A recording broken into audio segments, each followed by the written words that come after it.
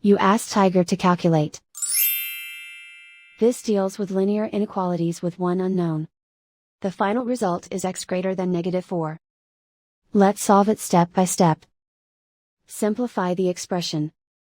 Combine like terms.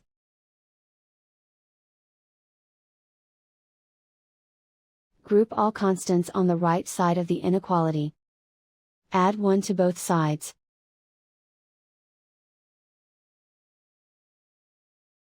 Simplify the arithmetic.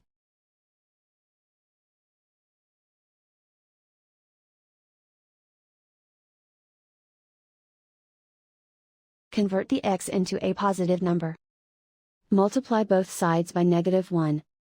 Whenever you multiply or divide by a negative, reverse the inequality sign.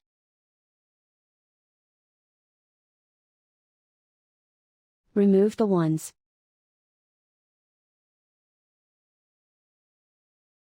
Simplify the arithmetic.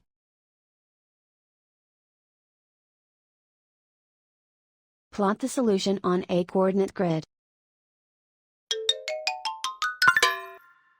And so the final result is x greater than -4.